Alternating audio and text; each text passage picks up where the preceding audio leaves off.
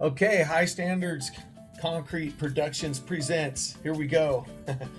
I'm in the hotel room. This is day 3 of the World of Concrete. For me, it's Thursday. I may not go back, but I've seen a lot and I got other things to do. I don't make any money when I'm at the convention, but I do get good ideas and I do learn about things that might make me money in the future. So I just wanted to share with you what some things that I saw. One thing, I guess here we'll go WR Meadows, huh? They had this cool hat. I got this hat from them. I used their product through Whitecap. By the way, Whitecap, shout out. Got these sweet Wayfarers right here. Good sealer products, Cure and Seal, all that stuff. WR Meadows makes more things than I want to talk about. Also got this cool hat, and you can't tell, but this material is really nice. It seems like you're not going to get the sweat ring on here. The guys, it's like kind of like a waterproof. I don't know what you call it, but this brand is called Max, and I got it from these guys here, Triple Crown Products. And I did set up an order with them to get some High Standards Concrete shirts, some sweatshirts, some reflective work shirts, and some vests. And not a terribly large ticket. Seemed like a good deal to me. There's about 1 million people to choose from, but they did have some nice products, so we went with them and moved on. Another thing is this rebar here. This is not rebar. This is now a Whitecap. I'm sorry, but we're gonna switch it up here. I need my glasses because I'm an old concrete guy. FRP rebar, RJD fiberglass rebar. RJD is the brand. This cool rebar here. We're doing a pour in place seawall coming up here in Newport, and I'm gonna use this product for the forming. The cool thing is that the ties in there, we've done a lot of snap ties, but these ties are also made out of fiberglass or like some kind of poly product that is high tension, high strength, high tensile. Anyways, it's good because if you do snap ties next to the ocean or next to water in general, eventually, like when it gets old, you'll see the little rust spots where you sacked over the snap ties because they're made out of metal. And in time, that's one of the first things that starts to age. So these things are waterproof, and when you cut off those ties and you sack over it, it should last forever until the end of the universe. So I'm gonna go with those super ties. There's some more things. You can see the bolts and stuff on there. Pretty cool. So yeah, I'm gonna go with these guys. I don't know if that's backwards or not. This is not High Tech Media. High Standards is a concrete company, not a media company. So we got those.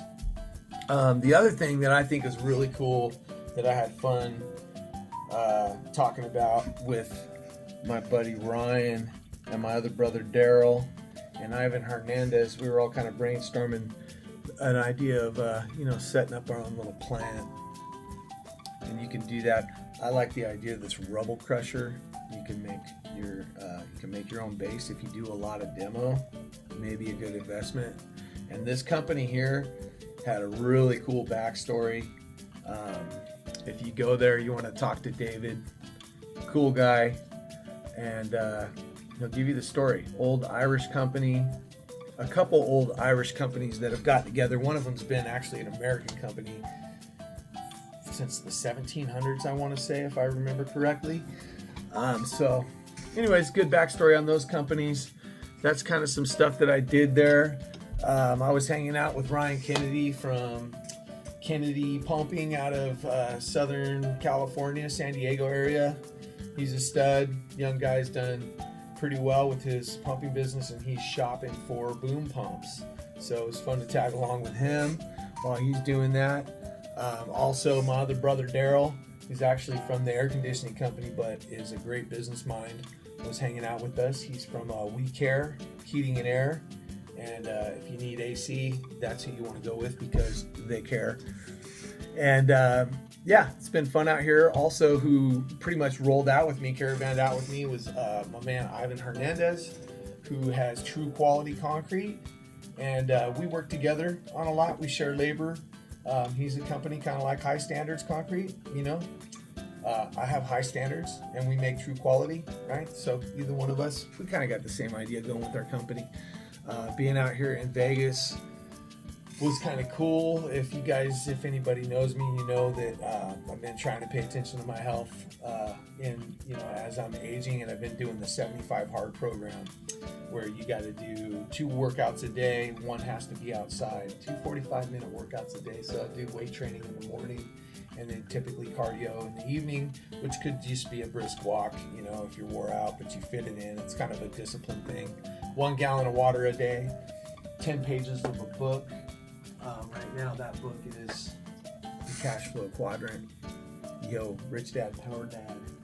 So maybe that book will teach me to get the right piece of property under my mixing plant. Who knows? 10 pages. You got to have a diet, and you got to stay strict with your diet, and no alcohol. And it's 75 hard because you go 75 days with those 5 requirements. And if you miss one, you know, if you drink 1 less drop of water from that gallon, you start over. You didn't do it. So day 74, you had a long day. You fell asleep before you read your 10 pages of a book.